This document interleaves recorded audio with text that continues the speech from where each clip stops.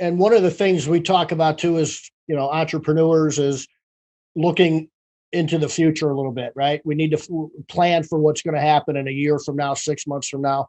So those of you that can do that, I highly suggest that you start to think about, I don't know if it's going to be 3 months or 3 years, but sometime or another, there's going to be a recession because that's just the nature of a free economy. Interest rates are going up. The stock market's on fire. Wages are going up. I mean, I've been waiting for 15 years for inflation. I mean, that's the longest period of time I've seen with, hardly any inflation. You don't go 10 years, you don't go a couple of years usually without some sort of inflation. It's been like 15 years. And what are we talking about? You better raise your prices out there so you can pay your people more. Your people have more money. Guess what they're going to do? They're going to spend more money. The demand is so huge.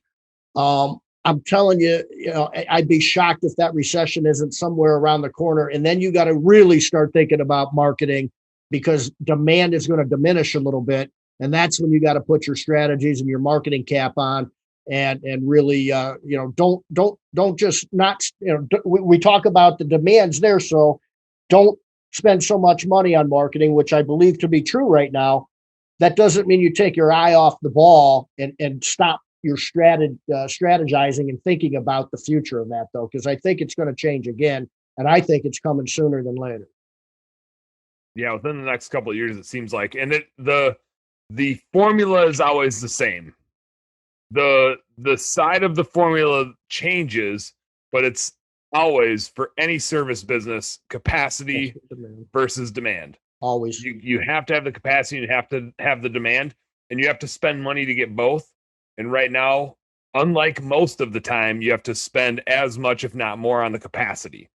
And you don't have to spend it on the marketing because the demand is there and they're finding you. You just got to make sure they have a way to find you. We know it's going to go back the other way, and employees are going to be easy to find and customers are going to be really hard to find. Like your marketing budget and your recruiting budget are damn near the same thing.